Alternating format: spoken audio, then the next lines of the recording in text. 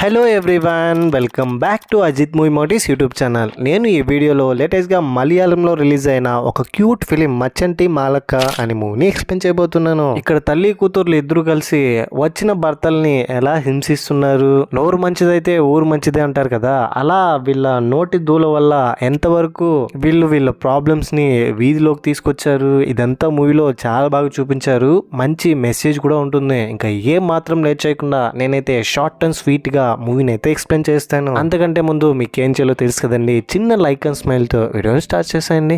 Thank you. Movie open అవగానే ఈ మూవీలో హీరో పేరు సంజీవన్ ఒక బస్ కండక్టర్. బస్ స్టాండ్ లో ఇప్పుడు ఒక అమ్మాయికి లైన్ వేస్తూ ఉన్నాడు. ఆ అమ్మాయి కూడా ఒక కండక్టరే. తన పేరు ప్రియాకి లైన్ వేస్తున్న విషయం ప్రియా కూడా తెలుసు, కానీ బయట చూపించుకోదు. అలా మనోడు వన్ సైడ్ గానే ప్రియాని లవ్ చేస్తూ ఉంటాడు. రోజులు గడిచిపోతూ ఉండి సడన్ గా ప్రియా రాకుండా అయిపోతుంది డ్యూటీకి. ప్రియా కనిపించకపోవడంతో ప్రియాకి ఫోన్ చేస్తాడు, అయినా ప్రియా ఫోన్ తీయదు. ఆ తర్వాత నెక్స్ట్ డే సంజీవన్ దగ్గరికి ప్రియా వచ్చి నాకు పెళ్ళైపోయింది, ప్రతి అమ్మాయి చెప్పేలాగానే నీకు నాకంటే మంచి అమ్మాయి దొరుకుతుందిలే అని సంజీవన్ తో చెప్పి అక్కడి నుంచి వెళ్ళిపోతుంది. పాపం మనోడు మనసు విరిగిపోయి సాడ్ గా ఫీల్ అవుతూ ఉంటాడండి. అప్పుడే ఆ ఊర్లోకి ఐశ్వర్య వచ్చింది. ఈ ప్రేమ అంటేనే మాయ కదండి. ఐశ్వర్య రాగానే బస్ లో ఏమండి ఇది మా ఊరికి వెళ్తుందని వాళ్ళ ఊరు పేరు చెప్తే కింద వెళ్తుందని చెప్పింటాడు. బస్ ఎక్కిన తర్వాత టికెట్ ఇచ్చేటప్పుడు ఆ ఊరు వైపు వెళ్ళదు, ఇంకా కొంచెం ముందే టర్న్ అయిపోతుంది, మీరు అక్కడ దిగిపోండి అంటే ఐశ్వర్య కోపం వస్తుంది. ఏంటండి మీరు కిందేమో వెళ్తుందని చెప్పారు, ఇప్పుడు వెళ్ళదని చెప్తున్నారు, మీరు ఏం చేస్తారో నాకు తెలియదు, నేను బస్ లో నుంచి దిగను, బస్ మా ఊరు వెళ్లాల్సిందే అని గొడవ చేస్తుంది. దాంతో సంజీవన్ అరే ఏంట్రా ఇది అమ్మాయి ఇలా తగులుకుందని, సరే అండి ఇది గవర్నమెంట్ బస్ కావడంతో ఎలా పడితే అలా బస్ నడపడం కుదరదండి, కావాలంటే మీకు ముందుగానే టికెట్ తీసిస్తాను, మీరు ఇంకొక బస్ లో మీ ఊరు వెళ్ళిపోండి అని అక్కడే దిగమంటాడు. అయినా ఐశ్వర్యకి కోపం తగ్గట్లేదు. ఆ తర్వాత బస్ లో సాంగ్స్ వింటూ చిల్ అవుతూ ఉంటుంది ఐశ్వర్య సాంగ్స్ వింటూ కొంచెం నిద్రలోకి జారిపోవడంతో దిగాల్సిన స్టాప్ వెళ్ళిపోతుంది. దాంతో మళ్ళీ సంజీవన్ దగ్గరకు వచ్చి మీకు కొంచెమైనా బుద్ధి ఉందా, స్టాప్ వచ్చినట్టు నాకు చెప్పలేదని అంటే ఏమండి నేను చెప్పాను మీరే వినిపించుకోలేదు అని బస్ లో నుంచి దింపి చిరాకుతో అక్కడి నుంచి వెళ్ళిపోతాడు. ఐశ్వర్య సిచ్యువేషన్ కూడా సేమ్. సంజీవన్ చూసి చాలా తిట్టుకుంటుంది. ఎలాగైనా సంజీవన్ ని వదిలిపెట్టకూడదు, కంప్లైంట్ చేయాలని డిపోలోకి వెళ్ళి మేనేజర్ దగ్గర కంప్లైంట్ చేస్తుంది సంజీవన్ గురించి. సంజీవన్ రంగానే ఏంటయ్యా ఏం చేశావు నువ్వు, ఇలా బస్ ఆ రూట్ లో వెళ్ళక ముందే వెళ్తుందని బస్ ఎక్కించుకున్నావు, ఆ తర్వాత నువ్వు చేసిందేంటి, ఆ అమ్మాయికి ఎంత టైం అండ్ డబ్బులు వేస్ట్, ఇప్పుడు నీ డబ్బులతోనే టాక్సీలో ఆ అమ్మాయిని నీ సొంత డబ్బులు ఖర్చు పెట్టి టాక్సీలో ఇంటి దగ్గర తీసుకెళ్లి వదిలే అని అతను చెప్తే అతని మాట కాదనలేక సంజీవన్ ఒప్పుకొని ఐశ్వర్యని టాక్సీలో తీసుకెళ్తాడు. ఐశ్వర్యకి ఒక మెడికల్ షాప్ ఉంటుంది. దారి మధ్యలో వయసు అయిపోయిన వాళ్ళకి మెడిసిన్స్ పంచుతూ ఉంటుంది. ఆ తర్వాత కొద్ది రోజులకి సంజీవన్ వాళ్ళ ఇంటి పక్కన వయసు అయిపోయిన వాళ్ళు ఉంటే ఐశ్వర్య అక్కడికి వెళ్ళి వాళ్ళకి మెడిసిన్స్ ఇవ్వడంతో ఇది చూసిన సంజీవన్ పర్లేదు అమ్మాయి మంచి అమ్మాయిలా ఉందని అప్పటి నుంచి ఉన్న ఒపీనియన్ ని చేంజ్ చేసుకుని పాజిటివ్ గా చూస్తాడు. సంజీవన్ ఐశ్వర్యని లవ్ చేయడం స్టార్ట్ చేస్తాడండి. సంజీవన్ గురించి చెప్పాలంటే సంజీవన్ కి అమ్మా నాన్న ఎవరూ ఉండరు. ఇప్పుడు తన చెల్లితో కలిసి ఉంటున్నాడు. చెల్లికి ఆల్రెడీ పెళ్లి అయిపోయింది. చెల్లి అండ్ వాళ్ళ ఫ్రెండ్ తో కలిసి సంజీవన్ కి వాళ్ళ మామయ్య పిల్లని చూస్తూ ఉంటాడు. ఇంకా పెళ్లి కాలేదు, ఎన్నాళ్ళని ఇలా ఉంటావు, వయసు అయిపోతుందని. ఆ తర్వాత మళ్ళీ నెక్స్ట్ డే డ్యూటీలో ఉంటే సంజీవన్ కి బస్ లో ఐశ్వర్య కనిపిస్తుంది. ఇదేంటి మళ్ళీ ఇలా వచ్చింది, ఈసారి ఎక్కడికి వెళ్తుందో ఏమో అని. ఎక్స్క్యూజ్ మీ, మీరు ఎక్కడికి వెళ్తారో నాకు కొంచెం డీటెయిల్గా చెప్తారా, ముందుగానే వెళ్తుందో లేదో చెప్పి టికెట్ ఇస్తానంటే వెటకారంగా మాట్లాడడంతో ఐశ్వర్యకి మరీ ఓవర్ చేస్తున్నాడేంటి అని అనిపించి బస్ స్టాండ్కి వెళ్తున్నాను అని చెప్తుంది. బస్ స్టాండ్కి వెళ్ళిన తర్వాత బస్ స్టాండ్ లోనే మెడికల్ షాప్ ఉంటుంది ఐశ్వర్యది. ఇంతకు ముందు వేరే ప్లేస్ లో ఉండింటుంది, ఇప్పుడు బస్ స్టాండ్ లో పెట్టింటుంది. సంజీవన్ కి హెడ్ఏక్ గా ఉండడంతో టాబ్లెట్లు తీసుకుందామని మెడికల్ షాప్ కి వస్తే అక్కడ మళ్ళీ ఐశ్వర్య కనిపించడంతో ఓసిని ఇది మళ్ళీ ఇక్కడే ఉంది ఏంటి అంటే ఇందాక నుంచి కొంచెం తలనొప్పిగా ఉంది, నాకు కొంచెం టాబ్లెట్ ఇస్తారా అంటే ఐశ్వర్య అస్సలు పట్టించుకోదు సంజీవన్ని. ఇంకా వెంటనే తలనొప్పి ఎక్కువ అయిపోవడంతో మళ్ళీ బస్ లో వెళ్ళి కూర్చుంటాడు. ఒక పెద్ద ఆమె సంజీవన్ దగ్గరికి వెళ్ళి మెడికల్ షాప్ లో ఉన్న అమ్మాయి నీకు మందులు ఇవ్వమనిందని పేపర్ లో తీసుకెళ్లి ఆ టాబ్లెట్ ని ఇస్తుంది. దీన్ని చూసిన తర్వాత అమ్మయ్య ఫైనల్లీ ఐశ్వర్యకి నా మీద కోపం పోయిందని హ్యాపీగా ఫీల్ అవుతాడు. సంజీవన్ మీద ఐశ్వర్య కోపం ఉన్నా అతనిలోని ఒక చిన్నపాటి ఇన్నోసెన్స్ నచ్చింటుంది. పాపంలే అని అనుకుని టాబ్లెట్స్ ఇచ్చింటుంది. ఆ తర్వాత ఇలానే కొద్ది రోజులు గడుస్తుంది. సంజీవన్ అండ్ ఐశ్వర్య వీళ్ళిద్దరూ బస్సులో ఒకరినొకరు చూసుకుని సైడ్ కొట్టుకుంటారు. అసలు సమస్యలు ఇప్పుడు స్టార్ట్ అవుతాయి. ఇప్పుడు మీకు ఐశ్వర్య వాళ్ళ అమ్మ గురించి చెప్పాలి. వాళ్ళ అమ్మ పేరు అదేదో మలయాళంలో నాకు నోరు తిరగట్లేదు, తెలుగులో ఏదైనా పెట్టుకుందాం మనమే. రత్న. ఆ ఊర్లో ఉన్న వాళ్ళందరూ రత్నాన్ని వాయాడి అని అంటుంటారండి. ఎప్పుడు చూసినా లొడలొడ మాట్లాడుతూనే ఉంటుంది. చాలా తెలివిగల ఆమె. ఆ ఊర్లో మటన్ షాప్ వాళ్ళు 2 మేకలతో ఒక ఎనుమును కూడా తీసుకొచ్చి ఎనుము మటన్ తో మిక్స్ చేసేయాలనుకుంటే ఇది గమనించిన రత్న ఆ ఎనుమును తీసుకొచ్చి ఇంట్లో పెట్టుకుంటుంది. తన భర్తతో ఇక నుంచి నువ్వే పెంచాలి దీన్ని, అంతకుమించి నీకు ఇంట్లో ఏం పని ఉందిలే అని అంటుంది. ఆ ఎనుముని చూసి చాలా క్యూట్ గా ఉంది కదా అని అనుకుని ఆ ఎనుముని అప్పటి నుంచి రత్న వాళ్ళ భర్త పెంచుతాడు. సంజీవన్ వాళ్ళ మావయ్యతో పిల్లల్ని అడగడానికి ఐశ్వర్య వాళ్ళ ఇంటికి వస్తాడు. ఇంటికి రాగానే ఐశ్వర్య వాళ్ళ నాన్న, నా కూతుర్ని మీకు ఇవ్వడానికి నాకు ఎలాంటి ప్రాబ్లం లేదు, డిసైడ్ మేకర్ ఇంకొకరు ఉన్నారు, నా భార్య రత్న అని తను రావాలి అని చెప్తారు. సరిగ్గా అప్పుడే రత్న ఆ ఎమును పట్టుకుంటూ వస్తుంటుంది. ఎనుము తాడు లాక్కొని పారిపోతూ ఉండడంతో సంజీవన్ బురదలో దిగి మరీ ఆ ఎనుమును పట్టుకోవడానికి ప్రయత్నించి పట్టుకొని, ఇదిగోండి మీ ఎనుముని చేతిలో ఇస్తే ఇంత కష్టపడి పట్టుకున్నావు, కొంచెం డబ్బులు ఏదైనా ఇస్తానుండు అని అంటే పక్కన తన భర్త, ఏమే ఇతను నీ ఎనుమును పట్టుకోవడానికి ఇక్కడికి రాలేదు, మన ఇంట్లో మన కూతుర్ని అడగడానికి వచ్చిన పెళ్లి కొడుకు అని చెప్తాడు. అంటే బాబు చూడ్డానికి అలా ఉన్నావు, ఐఎమ్ సారీ, ఇంటికి రా, చూడ్డానికి బాగానే ఉన్నావు, కండక్టర్ జాబ్ అంటున్నావు, నా కూతురు కూడా నిన్ను ఇష్టపడుతుంది, ఇద్దరు ప్రేమించుకుంటున్నారు, ఇంకా నేను నో చెప్పగలనా, కానీ నేను ఒక కండిషన్ పెడతాను, మా ఇంట్లోకి నువ్వు ఇల్లరికం అల్లుడుగా రావాలి, నా కూతుర్ని ఎక్కడికి నేను బయట పంపించను అని చెప్తుంది రత్న సంజీవన్ నేను ఇంట్లో వెళ్ళి డిస్కస్ చేసి ఆ తర్వాత వచ్చి చెప్తానని ఇంటికి వెళ్ళి జరిగిందంతా చెప్తాడు. సంజీవన్ వాళ్ళ చెల్లికి ఏ ప్రాబ్లం లేదు, కానీ వాళ్ళ మావయ్య ఇల్లరికి మల్లుడు అంటున్నావు, చీప్ అయిపోతావు, నువ్వే ఆలోచించుకొని అని అంటే బాగా ఆలోచించి నన్ను ఐశ్వర్య అర్థం చేసుకుంటుంది, వాళ్ళ అమ్మ ముందు నన్ను ఏం మాత్రం తక్కువ చేసినా తట్టుకోలేదని, నాకు ఎలాగో అమ్మా నాన్న లేదు కదా, నేనే అక్కడే వెళ్ళి వాళ్ళ కొడుకుగా ఉంటానులే అనుకుని ఈ పెళ్లికి ఓకే చెప్తాడు. ఫైనలీ పెళ్లి డేట్ ఫిక్స్ చేసి అంగరంగ వైభవంగా పెళ్లి జరిపిస్తారు. ఆ రోజు వీళ్ళిద్దరికి మొదటి రాత్రి. ఐశ్వర్య రాగానే సంజీవన్ ఫుల్ ఎగ్జైటెడ్ గా తనతో మాట్లాడుతూ ఉంటాడు. మెల్లగా సంజీవన్ ఐశ్వర్యతో దగ్గర అవడానికి తన చేయి పట్టుకొని తనని అప్రోచ్ అవుతుంటే గట్టిగా ఒక శబ్దం వినిపిస్తుంది. ఏంటా అని బయటికి వెళ్ళి చూస్తే సంజీవన్ వాళ్ళ అత్త రత్న వాళ్ళ భర్త గోపితో గొడవ పడుతూ ఉంటుంది, తిట్లు తిడుతూ. వెళ్ళి సంజీవన్ చూస్తే రత్న సంజీవన్తో, మా ఇంట్లో ఇదంతా కామనే బాబు, నువ్వు లోపలికి వెళ్ళి పడుకొని అక్కడి నుంచి వెళ్ళిపోతుంది. ఆ తర్వాత గోపి సంజీవన్తో, నాకు ఇది మామూలే బాబు, నీకే ముందు ముందు అలవాటు అయిపోతుందిలే, నువ్వు వెళ్ళి పడుకో అని చెప్తే సంజీవన్ లోపలికి వెళ్తే ఐశ్వర్య పడుకుని ఉండిపోతుంది. ఏంటిది ఈరోజు ఫస్ట్ నైట్ కదా, ఇంత అర్లీగా పడుకునుంది, ఐషు అని పిలవడానికి ట్రై చేస్తాడు, కానీ రెస్పాండ్ అవ్వదు, బాగా గాఢమైన నిద్రలో ఉంటుంది. సర్లే ఈ రోజు కింతేమో అని అలా కూర్చొని ఫీల్ అవుతుంటే, మొదట్లో సంజీవన్ ఒక అమ్మాయిని ప్రేమించుంటారు కదా, ప్రియా అనే కండక్టర్. ఇప్పుడు ప్రియా మెసేజ్ చేస్తుంటుంది, హ్యాపీ మ్యారీడ్ లైఫ్, నేను పెళ్లికి రాలేకపోయాను, ఐఎమ్ సారీ అని థ్యాంక్స్ చెప్పి చిన్న స్మైల్ ఇమోజీ పెడతాడు వాట్సాప్లో మెసేజెస్ వచ్చి సౌండ్ రావడంతో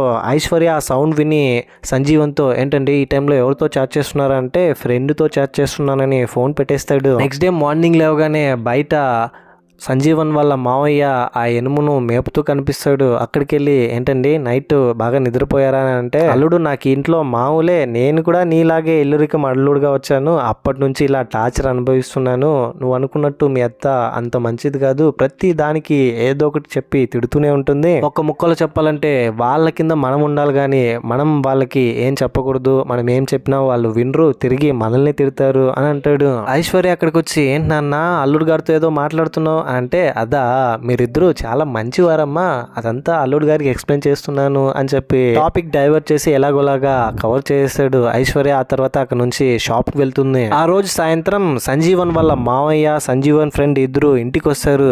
బయట బావి దగ్గర అందరూ మందు గ్లాసులు పెట్టి మందు పోస్తూ కబుర్లు చెప్తూ చిల్ అవుతుంటే ఇదంతా ఐశ్వర్య చూస్తూ స్మైల్ చేస్తూ ఉంటుంది. బయటికి అందరూ మందు తాగి పడుకునే సమయంలో ఐశ్వర్య దగ్గరికి సంజీవన్ వెళ్తే, నాకు మందు తాగే వాళ్ళంటే అస్సలు నచ్చదు, మందు స్మెల్ కూడా నాకు నచ్చదు, ఈరోజు నువ్వు బయటైనా పడుకో ఎక్కడైనా పడుకో, నా పక్కన మాత్రం పడుకోకొని రూమ్ లో నుంచి బయటికి నెట్టేస్తుంది. బయట సంజీవన్ వాళ్ళ మావయ్య ఉంటాడు, రా అల్లుడు, సేమ్ నీ భార్య నిన్ను బయటికి ఎలా నెట్టిందో నా భార్య కూడా అలాగే నెట్టింది, ఇన్ని రోజులు నేను ఒక్కడనే సఫర్ అవుతున్నాను, ఇప్పుడు నాతో పాటు కంపెనీ ఇవ్వడానికి నువ్వు కూడా వచ్చేసావులే అన్నట్టు, అల్లుడు కొంచెం క్వార్టర్ ఉంది తాగేసి పడుకుందామని జాలీగా పడుకుంటారు. సంజీవన్ వాళ్ళ మావయ్య ఇద్దరు ఫ్రెండ్స్ అయిపోతారు. ఆ తర్వాత నెక్స్ట్ డే మార్నింగ్ సంజీవన్ కి ఐశ్వర్య బ్రేక్ఫాస్ట్ ప్రిపేర్ చేసి లంచ్ బాక్స్ కట్టిస్తుంది. ఇదంతా చూస్తున్న రత్న, అల్లుడు నువ్వు హోటల్లో తినలేవా, అయినా నా కూతురు రోజు శ్రమించి నీకు లంచ్ బాక్స్ కట్టించాలా, కొంచెమైనా ఆలోచించుకో అంటే, అత్త నేను హోటల్లోనే తింటానులే అని చెప్తాడు.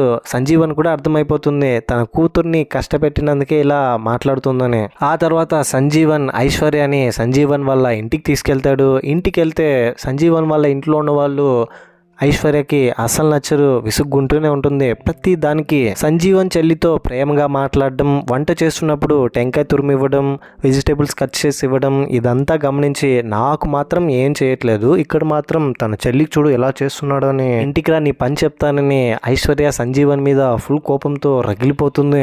ఏంటో దినా ఏదైనా ప్రాబ్లమా అని సంజీవన్ వాళ్ళ చెల్లి వచ్చి అడిగితే, నేను ఇంట్లో ఉండను వెళ్ళాలి అని సంజీవన్తో వెళ్ళడానికి బట్టలన్నీ ప్యాక్ చేసుకుని, నువ్వు ఏదైనా చెప్పుకో నీకు నుంచి మన ఇంటికి తీసుకెళ్ళిపోని ఐశ్వర్య సంజీవన్ తీసుకుని ఇంటికి తీసుకెళ్తుంది. సంజీవన్ వాళ్ళతో ఏం చెప్తారంటే, అది ఐశ్వర్య వాళ్ళ నాన్నకి సడన్ గా హార్ట్ లో ఏదో ప్రాబ్లం అంట, నేను వెళ్ళాలి అని చెప్పి అక్కడ నుంచి వచ్చేస్తాడు. కానీ సంజీవన్ వాళ్ళ ఫ్రెండ్ మాత్రం వాళ్ళ నాన్నకి ఏం కాలేదురా, ఎందుకని నువ్వు వెళ్ళాలనుకుంటున్నావు, అబద్ధం ఎందుకు చెప్తున్నావు అంటే, అది కొంచెం పర్సనల్ ప్రాబ్లం రా, నీకు చెప్పినా అర్థం కాదులే అని అంటాడు. సంజీవన్ కి ఐశ్వర్య మెడికల్ షాప్ లో ఉండి ఫోన్ చేస్తే ఫోన్ వేరే కాల్లో మాట్లాడుతున్నారు అని రావడంతో, ఎవరితో మాట్లాడుతున్నావు, అయినా నేను ఫోన్ చేస్తుంటే కూడా తీయకుండా అంతలా నాకంటే ఇంపార్టెంట్ పర్సన్ ఎవరున్నారు నీ లైఫ్ లో అని కోప్పడుతూ ఉంది. రత్న భర్త గోపికి అమ్మ నాన్న ఉండరు, కానీ ఒక అవ్వ ఉంటుంది. చిన్నప్పటి నుంచి ఆ అవ్వే గోపిని పెంచుతుంది. కానీ అవ్వని చూడ్డానికి గోపి వెళ్దామన్నా రత్న ఒప్పుకోదు, ఎక్కడికి వెళ్ళనవసరం లేదు ఇంట్లోనే ఉండు అని కండిషన్ పెడుతుంది. ఇప్పుడు ఏకంగా వాళ్ళ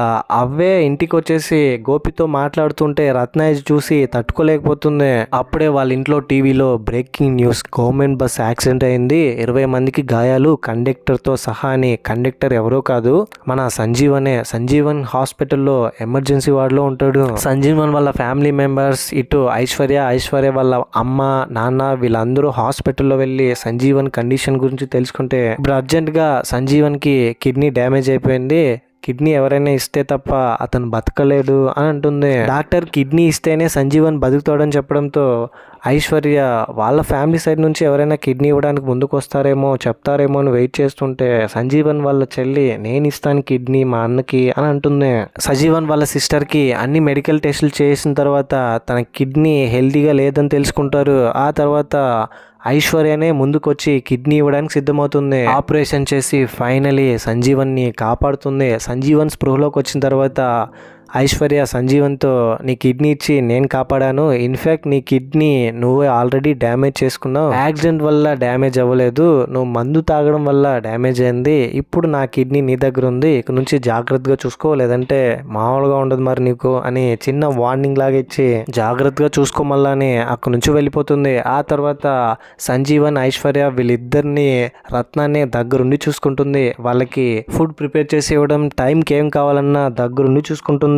కానీ ఐశ్వర్య వాళ్ళ అమ్మ రత్నకి ఐశ్వర్య కిడ్నీ ఇచ్చి సంజీవన్ని కాపాడడం అస్సలు నచ్చిండదు. సంజీవన్కి ఉద్యోగం కూడా పోవడంతో ఇప్పుడు సంజీవన్ ఖాళీగానే ఉంటాడు. పక్కింటి రేష్మా ఆంటీతో, ఎప్పుడు చూసినా నా అల్లుడు ఇంట్లోనే తిని పడుకుంటున్నాడు, ఎవరికి ఉపయోగం, కనీసం ఇంట్లో ఉన్న ఎనుమైన మేలు పెద్దదైతే పాలిస్తుందని ఇండైరెక్ట్ గా కొద్ది రోజులు తిట్టి, ఒకరోజు 3 పూట్ల కాఫీ తాగుతూ ఉంటే సంజీవన్ దగ్గరకు వచ్చి, కాఫీ పొడి రేట్ ఏంటో తెలుసా, అయినా నువ్వు మనిషివా పశువా, ఇన్నిసార్లు కాఫీలు ఎలా తాగుతున్నావు, ఒకసారైనా ఆలోచించావా రేట్ల గురించి అని ఇండైరెక్ట్ గా మళ్ళీ వచ్చి తిడుతుంది సంజీవన్ దగ్గర రత్న భర్త గోపి ఎక్కడికి వచ్చి, నన్నైతే తిట్టు ఓకే, కానీ అతన్ని తిట్టే అధికారం నీకు లేదు, మన ఇంటి అల్లుడు అతను, కొంచెమైనా రెస్పెక్టబుల్ గా ట్రీట్ చేయి, జాబ్ అప్లై చేశాడు కదా గవర్నమెంట్ జాబ్ కాబట్టి కొంచెం టైం పడుతుంది, వెయిట్ చేయి, అంతవరకు ఇలాగే ఉంటాడు అని గట్టి వార్నింగ్ ఇస్తాడు రత్నకి గోపి. ఒకరోజు సంజీవన్ వాళ్ళ ఇంటికి మళ్ళీ ఐశ్వర్య సంజీవన్ వీళ్ళిద్దరూ వెళ్తే ఫ్రెండ్స్ అందరూ కలిసి మందు తాగుతూ ఉంటారు.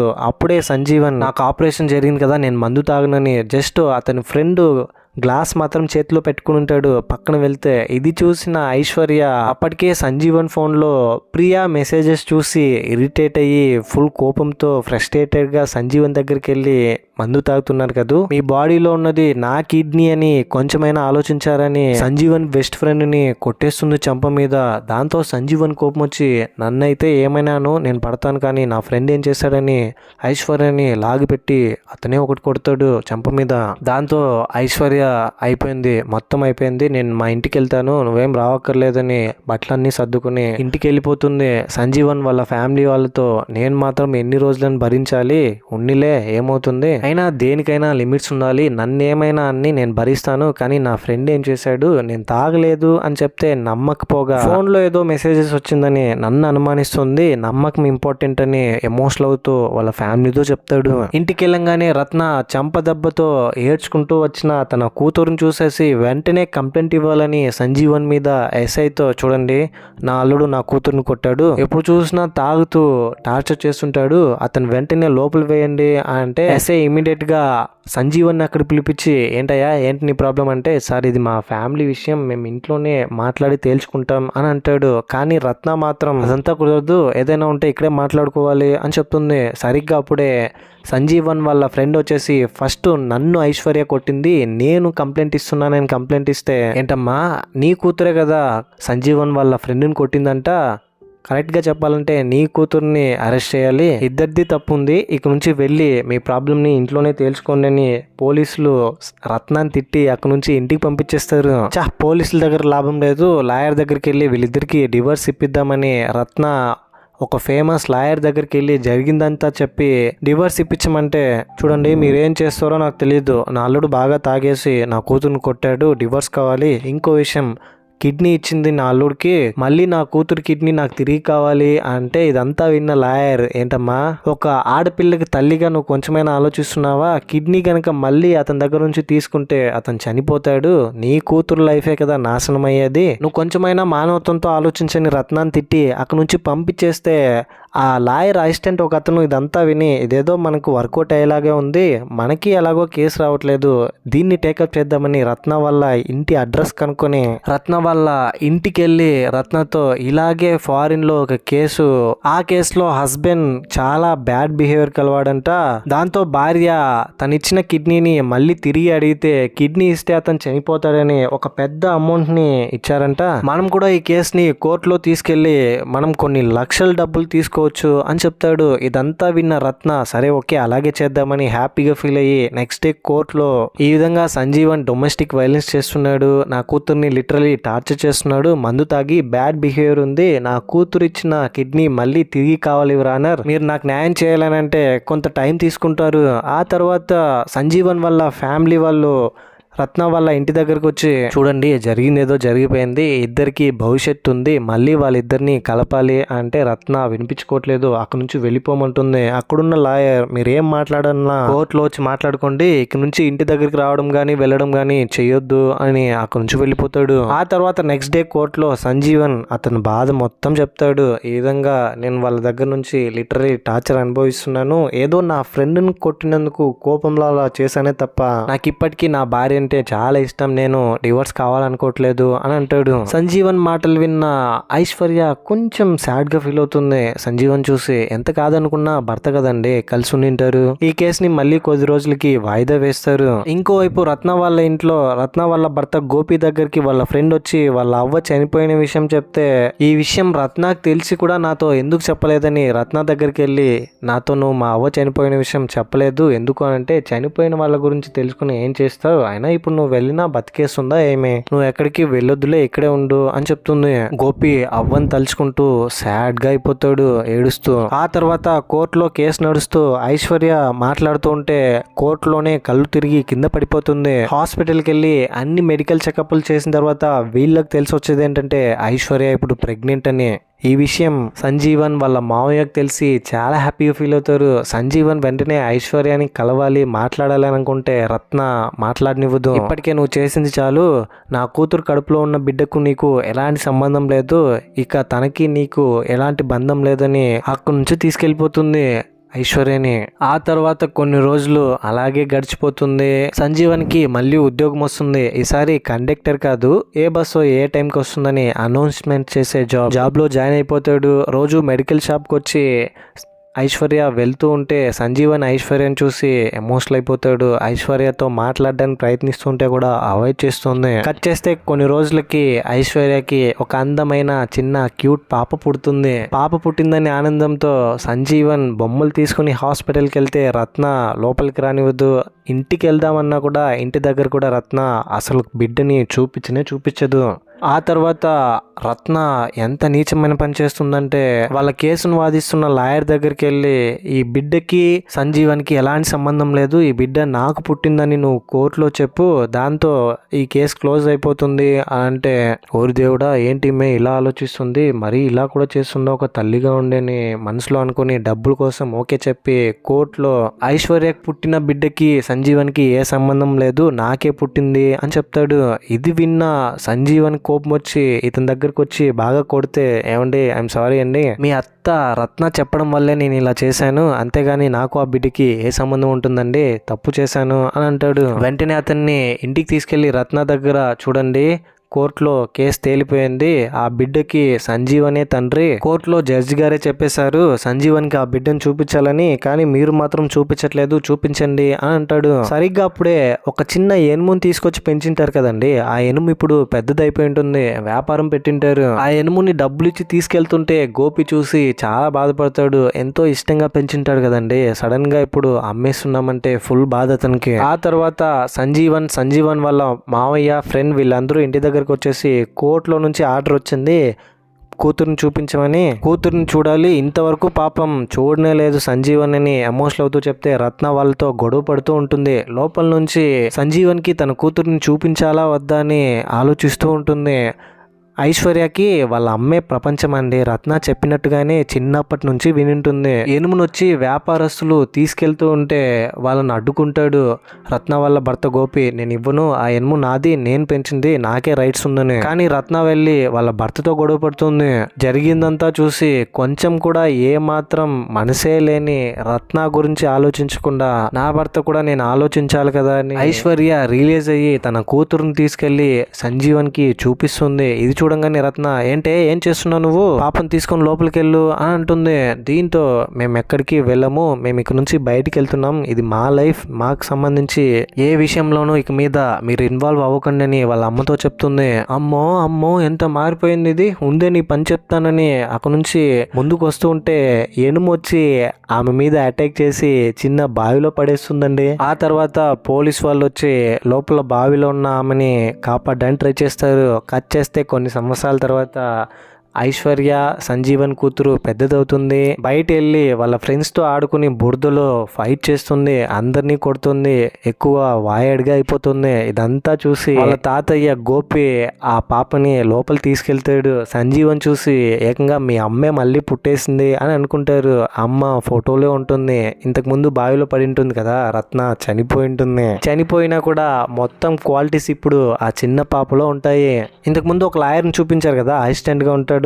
అతను ఒక చిన్న సంఘం లాగా ఏర్పాటు చేసి అత్తల దగ్గర నరకం అనుభవిస్తున్న కోడళ్ళు అల్లుళ్ళను మనమే కాపాడాలి, మనం వాళ్ళకి అండగా నిలబడాలి అని మాట్లాడుకుంటుంటే బైక్ లో సంజీవన్ భార్య ఐశ్వర్య వాళ్ళ కూతురు ముగ్గురు వెళ్తూ దాన్ని చూసి హ్యాపీగా ఫీల్ అవుతారు, నవ్వుకుంటారు కొంచెం. ఇంతటితో ఈ మూవీ ఎండ్ అయిపోతుంది. ఈ మూవీపై మీ ఒపీనియన్ ఏంటి, నా ఎక్స్ప్లెనేషన్ మీకు ఎలా అనిపించింది అనే దాన్ని ఏదో ఒకటి కింద కమెంట్ బాక్స్ లో తప్పకుండా నాతో షేర్ చేసుకోండి. ప్రతి ఫ్యామిలీలోనూ ఎవరో ఒకరు రత్నలాగా ఖచ్చితంగా ఉండే ఉంటారు. ప్రతి సిచ్యువేషన్లో కాకపోయినా ఒక్కొక్క సిచ్యువేషన్లో. అప్పుడు వాళ్ళలాగే ఆలోచించకుండా హ్యూమన్ వాల్యూస్కి రిలేషన్షిప్స్కి రెస్పెక్ట్ ఇచ్చి మనుషులుగా బ్రతుకుతాం. మనం అలా ఉండకుండా ఉందాం. ఇలాంటి కైండ్ ఆఫ్ మరిన్ని మూవీ ఎక్స్ప్లెనేషన్ వీడియోస్ కోసం మన ఛానల్ని సబ్స్క్రైబ్ చేసి బెల్ ఐకాన్ క్లిక్ చేసేయండి. ఇంకో ఇలాంటి ఫీల్ గుడ్ మూవీతో మీ ముందుంటాను.